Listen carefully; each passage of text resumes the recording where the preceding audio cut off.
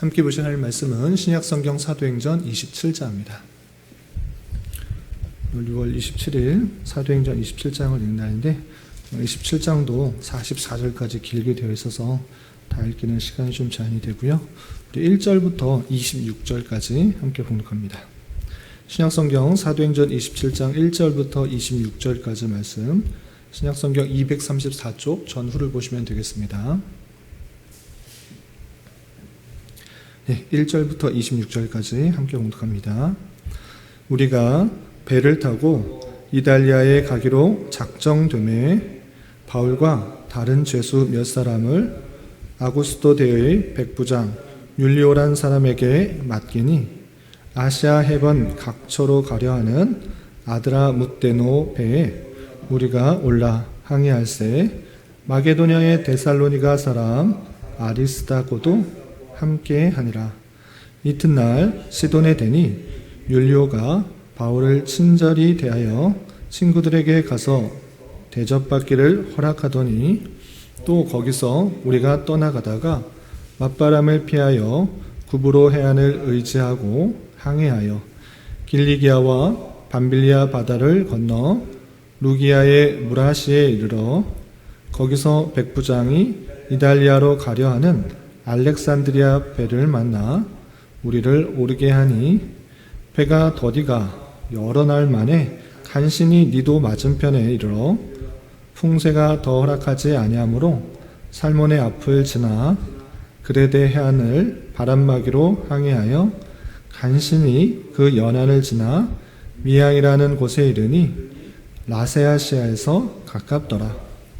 여러 날이 걸려 금식하는 절기가 이미 지났으므로 항해하기가 위태한지라.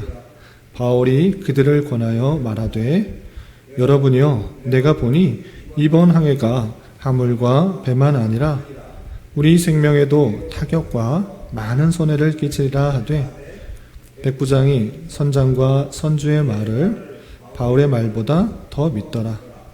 그 항구가 겨울을 지내기에 불편하므로 거기서 떠나 아무쪼록 베닉스에 가서 겨울을 지내자 하는 자가 더 많으니 베닉스는 그레데의 항구라. 한쪽은 서남을 한쪽은 서북을 향하였더라.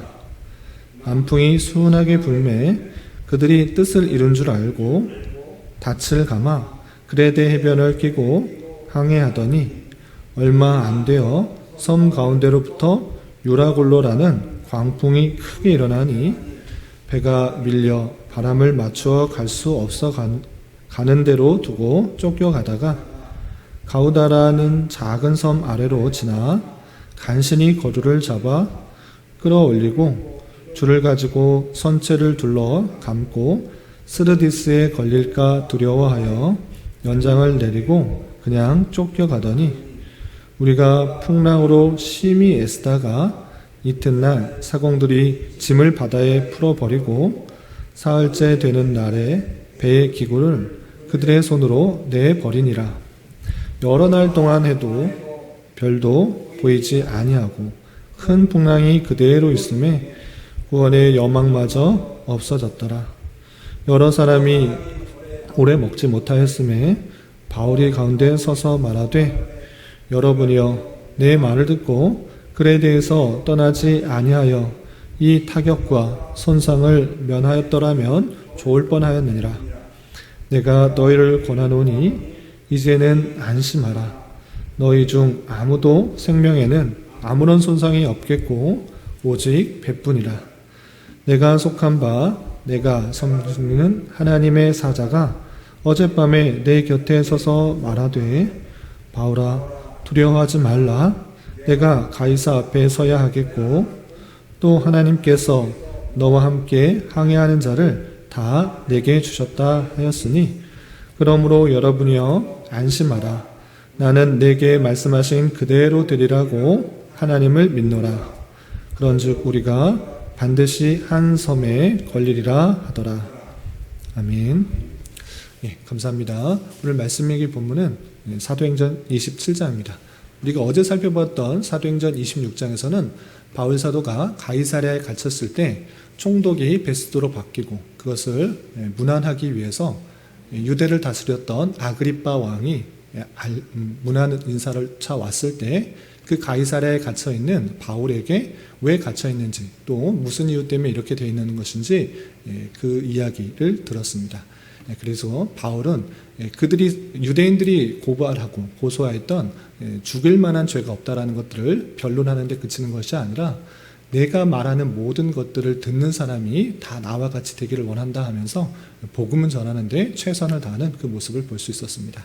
자신의 변론을 통해서 자신의 죄가 없다라는 것들을 증명했지만 그 자리에서 풀려나는 데 그치는 것이 아니라 바울 사도는 하나님께 들은 말씀을 그대로 수행하기 위해서 로마에서 또 복음을 전하기 위해서 총독에게 나는 가이사에게 상소한다라는 그 말을 했던 것입니다. 그래서 그 자리에서 풀려난 것이 아니라 오늘 말씀 일기 본문인 27장에서는 바울의 소원대로, 바울의 원함대로 상소를 하였기 때문에 로마에 가서 이제 재판을 받으려고 가는 여정이 나오게 됩니다. 그러면 바울 사도가 이제 가이사랴에서 로마로 가는 여정은 어땠는지, 또 그 모습을 통해서 우리가 교훈받을 수 있는 것이 무엇인지 좀 생각해 보도록 하겠습니다. 우선 27장 1절부터 8절까지 보면 다양한 지역이 나옵니다. 가이사랴에서부터 그레데 섬까지 가는 다양한 그런 여정이 나오는데 이름들이 많이 나와서 우리가 익숙하지 않은 그런 곳이기 때문에 잠시만 말씀일기 책자에 있는 지도를 좀 보고 넘어가겠습니다. 너무 지명만 나오면 성경이 입체적으로 다가오지 않기 때문에 조금 더 잘 이해하기 위해서 17페이지에 있는 바울 사도가 가이사랴부터 로마로까지 가는 그 여정을 담은 그림을 잠깐 보겠습니다. 지금 가이사랴는 예루살렘에서 서북 쪽에 있는 항구 도시에서 있는 것입니다. 여기에 로마의 총독이 있는 것이고, 로마 총독에서 이제 로마에 있는 황제에게 상소를 하여서 거기서 재판을 가고자 그쪽으로 가게 된 것입니다. 그래서 그 여정을 보면 가이사랴에서 더 북쪽에 있는 시돈을 지나 또 소아시아 남쪽의 항구인 무라, 그리고 또 에베소 근처에 있는 니도, 그리고 나서 그 중간 정도 지중해 쪽 남쪽으로 내려오면, 남서쪽으로 내려오면 이 그레데 섬이 있는데 이 그레데 섬에 머물다가 이제 바울의 조언을 듣지 않고 무리하게 항해를 하다가 큰 광풍을 만나서 이 멜리데 섬, 이탈리아의 아래쪽 남쪽에 있는 작은 섬, 이 멜리데 섬까지 정착하는 것이 오늘 27장의 전체적인 내용입니다. 그래서 여러 지역을 지나기 때문에 지명들이 나오는데 우리에게는 익숙하지 않기 때문에 일단 지도를 염두에 두시고 오늘 말씀을 이렇게 본문으로 다시 돌아와서 생각해 보도록 하겠습니다. 본문으로 돌아와서 27장 보시면 바울 사도가 가이사랴에서 자신의 원대로 로마에 가서 재판을 받고자 이동을 하게 됩니다. 그때 대동한 사람이 누구인가? 1절 하반절에 보면 아구스도 대의 백부장 율리오 사람입니다. 그래서 백부장 율리오는 사람이 바울을 데리고 항해를 하여서 로마까지 가기 시작한 것입니다. 근데 바울 혼자만 간 것이 아니라 바울과 함께 같이 재판을 받아야 될 여러 죄수들이 있었던 것입니다. 그래서 바울과 여러 죄수들과 함께 그 백부장 율리오는 사람을 데리고 이제 이동을 하게 된 것입니다. 그래서 어디로 이동하는가? 2절 보면 아드라무테노라는 배에 타서 일단 시돈에 갑니다. 3절 보면 시돈에 갔고, 또 4절 보면 구브로 해안을 지나서 5절 무라시에 이르렀다 했습니다.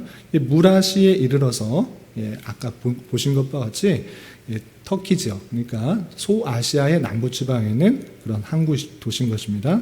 거기서 배를 갈아탑니다. 이 첫 번째 탔던 그 배는 이 아시아 지역 근교를 다니는 그런 배였기 때문에 로마까지 가는 그런 배가 아니었습니다. 그래서 더 큰 배를 옮겨 타는 것입니다. 그래서 6절 보면 거기서 알렉산드리아 배를 만나 우리를 오르게 하더니 라고 하면서 이 배를 갈아타고 더 크고 더 많은 사람이 탈 수 있는 그 배를 갈아탄 것입니다. 그리고 어디로 가는가? 7절 보면 여러 날 만에 간신히 니도 맞은편에 있는 그레데 해안을 바람막이로 향해서 미항으로 갔다 그랬습니다. 이 미항은 아까 보신 것처럼 소아시아의 남서쪽에 있는 남서쪽에 있는 그 섬인데 그레데 섬인 것입니다. 그레데 섬에 있는 항, 이 미항에 도달하게 된 것입니다. 여러 날 겨우 간신히, 바람도 도와주지 않고 항해 가기가 그렇게 쉽지 않아서 여러 날 만에 간신히 이 미항이라는 곳에 도착했는데 거기서 또 여러 날을 지나게 됩니다. 그런데 그곳에 있다가 시간이 어떻게 지났느냐, 9절 보면 여러 날이 걸려 금식하는 절기가 이미 지났다 했습니다.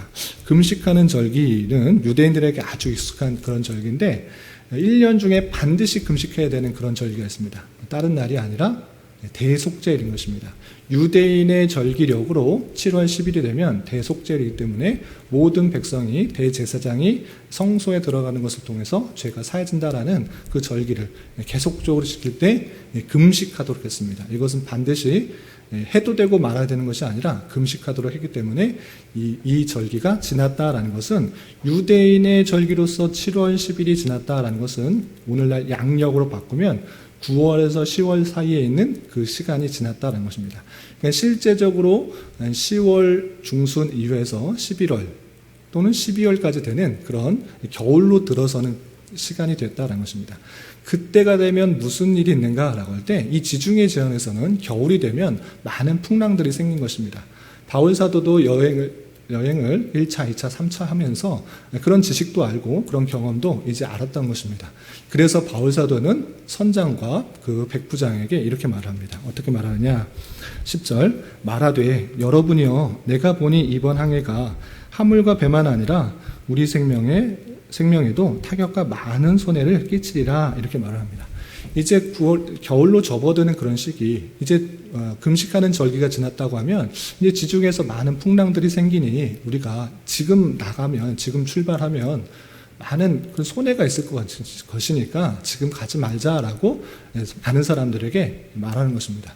그런데 그 바울의 이야기를 듣겠습니까? 안 듣겠습니까? 바울은 그냥 죄수일 뿐입니다. 많은 사람들 중에 한 사람의 죄수일 뿐이고, 그리고 그것을 결정하는 것은 선장입니다. 선장이 모든 키를 잡고 있고 선장이 하는 대로 다 하는 것입니다. 이 선장은 그냥 단순히 고기 잡는 그런 사람이 아니라 로마에서부터 가이사랴까지 이거 왔다 갔다 하는 것을 자주 하는 그런 사람입니다. 그렇기 때문에 그 이야기를 듣지, 백부장은 바울의 이야기를 듣지 않는 것입니다. 그리고 선장 입장에서도 그것을 전혀 모를 일 없을 것입니다. 겨울 정도 되면 풍랑이 곳곳에서 일어날 수 있다는 것을 알고 있었을 것입니다. 그럼에도 불구하고 죄인이기 때문에 한낱 죄인이 나에게 명령을 한다? 내가 선장인데 내 이야기를 듣지 않고 바울의 이야기를 듣는다? 그것은 나의 그런 실력과 경험과 능력들을 무시하는 처사다라고 생각했을 것입니다. 그래서 바울의 이야기를 무시하고 난 갈 수 있다. 내 정도 실력이면 내가 여기 항해를 얼마나 많이 했는데 라고 생각하면서 그 항해를 강행하게 됩니다. 그것을 타고 있었던 백부장도 한낱 죄수의 말을 듣기보다는 선장이 갈 수 있다라고 판단했기 때문에 그 바울의 이야기는 무시하고 지나게 됩니다. 그래서 이 미항에서 좀 있다가, 미항이라는 곳은 그레데의 작은 섬이었기 때문에 거기에 있는 200명이 넘는 그런 많은 276명의 죄인들과 항해사들이 머무르기에는 좀 좁았던 것입니다. 그래서 그레데 섬에서 동쪽 편에 있다가 이제 서쪽 편에 있는 좀 큰 항구, 베닉스라는 그 항구에서 지내게 됩니다. 그래서 12절 보면 그 항구가 겨울을 지내기에 불편하므로 거기서 떠나 아모쪼로 베닉스에 가서 겨울을 지내자 하는 자가 많으므로 베닉스에서 머물게 됩니다. 그래서 베닉스에서 좀 큰 항구도 있어서 겨울을 지내고 있는데 마침 남풍이 불기 시작한 것입니다. 남풍이 불면 어떠하는가? 이탈리아로 가기가 쉬운 것입니다. 남쪽에서 바람이 불어오기 때문에 돛을 달고 그 바람의 힘을 빌어서 가게 되면 순항을 할 수 있게 된 것입니다. 그래서 겨울임에도 불구하고 남풍이 불어오자 이제 선장과 일행들은 이 남풍의 힘을 빌어서 우리 빨리 출항하자 이렇게 결정하게 된 것입니다. 그래서 이 베닉스에서 출발해서 남풍을 따라 이제 출항을 하게 되었습니다. 그런데 이 순조로웠던 남풍이 변한 것도 잠시입니다. 그 남풍이 변해서 유라굴로 하는 광풍으로 변해서 크게 이 배에 타격을 입히게 됩니다. 우리나라도 여름철이 되면 뭐 매미다 여러 가지 이름이 들어서 태풍이 불기도 하는데 이때도 광풍에 이름이 붙었던 것입니다. 그래서 유라구로라는 그 광풍이 일어나서 그 배를 덮치게 되었습니다. 그래서 자기가 항해할 수 있는 대로 가는 것이 아니라 그 광풍에 이끌려서 이 배가 하염없이 이쪽 저쪽으로 크게 흔들리게 되었던 것입니다. 가까스로 그런 배가 살아남게 되었는데 가만히 있다가는 우리가 이 풍랑에 휩쓸려서 배가 좌초될 수 있을 것이다. 이렇게 사공들은 생각했습니다. 그래서 어떻게 하기 시작했느냐? 18절에 보면 이튿날 사공들이 짐을 바다에 풀어버리고 사흘째 되는 날에 배의 기구를 그들의 손으로 내버렸다 그랬습니다. 계속적으로 배가 광풍에 흘리니까 조금이라도 가볍게 하려고 했던 것입니다. 배가 무거우면 쉽게 흔들리다가 좌초되고 가라앉을 수 있으니 가볍게 하려고 했던 것입니다. 둘째 날 때는 그냥 짐에 있던 것, 이거 가져가서 무엇이냐, 사람 목숨이 더 중요하지, 이거 갖다 팔아서 무엇 하나 하고 갖고 있었던 짐을 다 버리기 시작했습니다. 그런데 그럼에도 불구하고 계속 광풍이 불자 사흘째 되는 날에는 배에 필요한 기구조차 버리는 것입니다. 배가 가려고 하면 여러 기구들이 있어야 되는데 그것조차 무겁다 생각해서 이렇게 버리게 되었던 것입니다. 얼마나 큰 광풍이 들었는지 우리가 알 수 있는 그런 대목입니다. 그런데 이렇게 어렵고 힘든 상황, 광풍으로 말미암아 배가 좌초될 수 있는 그런 어려운 상황 속에서 나타난 자가 누구이냐? 바울 사도인 것입니다. 비록 죄수 일의 신분이었지만, 그리고 그의 말이 크게 신빙성이 없다 느껴지는 그런 상황 속에 있었지만, 바울은 그 좌중들을 안돈시키고 평안하게 하기 위해서 나타나게 됩니다. 어떻게 하느냐? 22절 보면 내가 너희를 권하노니 이제는 안심하라. 너희 중 아무도 생명에는 아무런 손상이 없겠고 오직 배뿐이라 이렇게 말합니다.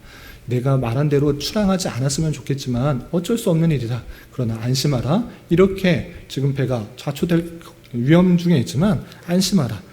이 배만 크게 손상이 있을 뿐이지 생명에는 아무런 손상이 없을 것이다. 이렇게 말을 하는 것입니다. 왜 그렇게 바울 사도가 말할 수 있었는가라고 할 때 자신이 어젯밤에 하나님의 사자를 통해서 들은 말씀이 있다.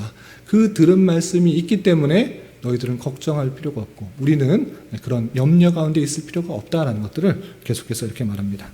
23절 계속해서 보면 내가 속한 바 곧 내가 섬기는 하나님의 사자가 어젯밤에 내 곁에 서서 말하되 바울아 두려워하지 말라. 내가 가이사 앞에 서야 하겠고 또 하나님께서 너와 함께 항해하는 자를 다 내게 주셨다 하였으니 어젯밤에 하나님의 사자가 나타나서 말씀하셨다. 두려워하지 말라. 너는 가이사 앞에 서야 할 것이다. 로마의 황제에 가서 서야 될 것이다. 내가 너에게 말해준 것 있지 않느냐? 땅 끝까지 이르러 복음을 전하는 사람이 되는 것이고 또 많은 임금들에게 복음을 전하는 것이 너의 사명이다 라고 했고 분명히 로마에 가서 가이사에게 복음을 전하는 것이 하나님의 뜻이었다 라고 말했으니 너는 걱정하지 마라. 너가 이 배가 좌초될 것이다. 또는 이 풍랑으로 해서 큰 어려움이 있지만 걱정하지 말라. 이렇게 말씀하셨을 뿐만 아니라 너와 함께 항해하는 그 모든 자를 살리실 것이다. 함께 하실 것이다. 라는 것들을 알려주었다라는 것입니다. 그리고 그 다음 말이 아주 도전이 됩니다. 25절 보면 그러므로 여러분이여 안심하라. 나는 내게 말씀하신 그대로 되리라고 하나님을 믿노라. 하나님께서 주신 말씀이 그대로 될 것이라고 나는 믿는다. 그러니 걱정하지 말라라고 많이 혼란스럽고 힘들어하고 걱정하는 무리에게 안돈시키며 또 격려하는 그 모습을 볼 수 있는 것입니다. 이렇게 하나님께서 말씀하셨음에도 불구하고 아니 이 말씀이 어떻게 일어나는가? 지금 큰 광풍이 있어서 모든 것을 다 내다 버리는 그런 상황인데 죽지 않을 것이다. 그것을 믿을 수 있는가? 그러나 바울 사도는 내게 하신 말씀 그대로 되리라고 나는 믿으니 너희들 걱정하지 말고 염려하지 말라. 이렇게 안돈시키는 그 모습을 우리는 볼 수가 있는 것입니다. 그 뒤에 말씀은 어떠한가? 그 말씀대로 열 나흘째가 된 그때에 점점 그 배는 섬 쪽으로 가까이 이르게 되고 사람들을 또 그 속에서 빠져나가려는 사람, 또 도망치려 하는 사람, 그런 사람들이 있었지만 바울 사도가 도망치게 되면 다 죽게 되니 너희들은 도망치지 말고 그대로 있으라 라고 말을 하게 되고, 또 더 가까이, 배가 가까이 섬 쪽으로 갔었는데 그 물이 만나는 곳에 이르러서 배가 완전히 파손돼서 더 갈 수가 없는 형편이 되었습니다.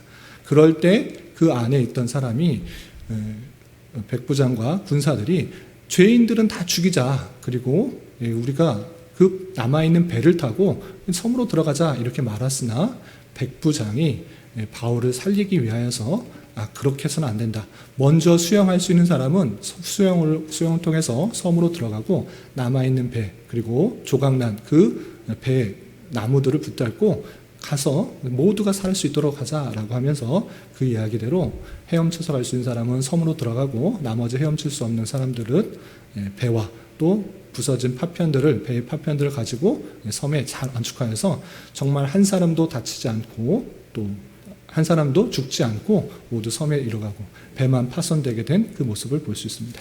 이 말씀을 통해서 우리가 아까 생각해 봤던 것처럼 바울이 어떤 신앙을 가졌는가라고 했을 때 눈앞에 보이는 당장의 상황 속에서는 정말 풍랑이 일고 배가 완전히 뒤집어질 것 같은 일촉즉발의 그런 어려운 상황 속에서도 무엇을 붙들고 있는가? 하나님께서 주신 말씀, 그 말씀이 반드시 되리라고 믿는 그 믿음 속에서, 그 속에서도 안돈하고 또 평화롭고 사람들을 안정시킬 수 있었던 그 모습들을 볼 수가 있는 것입니다.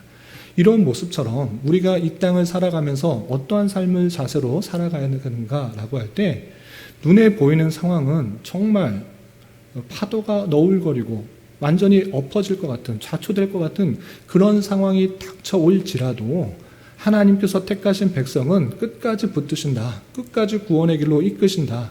내가 보기에는 그 어렵고 힘든 상황이지만 그 모든 상황 속에서도 하나님께서는 견고하게 붙드시고 인치시고 이끌어 가신다라는 사실로 나가야 되는 것입니다.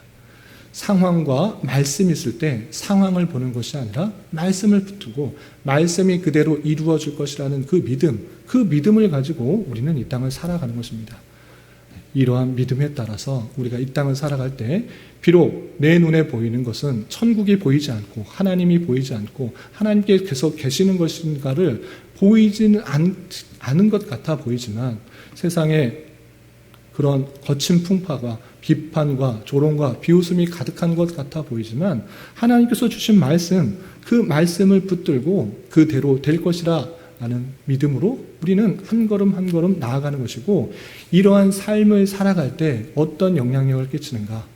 정말 사람들은 세상을 보고 상황을 보고 환경을 보고 두려워 떨고 걱정하고 근심하지만 하나님을 믿는 사람은 하나님께서 어떻게 하실 것이라는 것을 굳게 믿기 때문에 나를 통하여서 많은 사람들을 안돈시키고 평화를 줄 수 있고 선한 영향력을 미칠 수가 있다라는 사실들을 잊지 말아야 될 것입니다. 이런 말씀을 대한 자로서 세상 사람들에 동화되고 따라가고 편승하는 것이 아니라 세상 사람들이 상황을 보고 환경을 보고 여건을 본다면 우리는 오직 주님께서 이미 주신 그 말씀이 나에게도 되리라라는 그 굳은 믿음 가지고 우리에게 주어진 삶을 힘있게 살아가야 될 것입니다. 오늘 하루 또 남은 한평생 이 말씀의 교훈에 따라 힘있게 살아갈 수 있는 저와 여러분이 되시기를 주님의 이름으로 부탁을 드립니다. 기도하겠습니다. 하나님 아버지 감사합니다. 오늘 말씀을 통하여 바울 사도가 이달리아로 가는 도중에 큰 폭풍을 만났으나 믿음을 가지고 그 배에 탄 인원들을 잘 독려하여 무사히 육지에 다다르게 된 모습을 살펴보았습니다. 이런 말씀을 대하는 자로서 사방에 우겨쌈을 당하여 또한 침몰할 것 같은 위태로운 상황 속에서도 하나님께서 택하신 그 백성을 반드시 지켜 보호하신다는 하나님의 손길이 있음을 믿고 말씀을 붙들며 살아갈 수 있는 자 되게 하여 주시고, 이러한 삶의 자세로 믿지 않는 자들에게도 선한 영향력을 미치며 생명을 구원할 수 있는 자 되게 하여 주시옵소서. 주님, 특별히 6월은 선교의 달로 보냈습니다. 말씀의 여러 교훈에 따라 복음 전파의 사명을 잘 감당할 수 있는 교회가 될 수 있도록 은혜를 더하여 주시고, 세계 곳곳에서 복음 전파의 사명을 감당하는 이들을 위해서 더욱더 관심 갖고 기도할 수 있는 자 되게 하여 주시옵소서. 주님, 교회 내 육체의 질병과 연약함으로 직장과 사업장의 문제로 가족의 전도와 출산을 앞두고 주님께 간절히 부르짖며 나아가는 여러 지체들 싸우니 주님 함께하여 주시고 그들의 기도 들으시고 응답하여 주시사 하나님의 때에 하나님의 방법으로 가장 선하게 역사해 주신 하나님을 깊이 경험할 수 있는 기회되게 인도하여 주시옵소서. 특별히 주님께서 우리 교회에 보내주신 여러 세교들이 싸우니 주님 함께하여 주시고 진리의 말씀으로 힘을 얻고 위로를 얻어 교회에 잘 정착하게 하여 주시며 성도 서로에게 위로가 되고 힘이 되는 관계가 될 수 있도록 인도하여 주시옵소서. 이 시간 한 주간의 삶을 올려드리며 각자 간절히 간구하는 기도 제목 주님께서 들으시사 가장 선한 것들로 응답하여 주시옵소서. 예수님의 이름으로 기도 올리옵나이다. 아멘.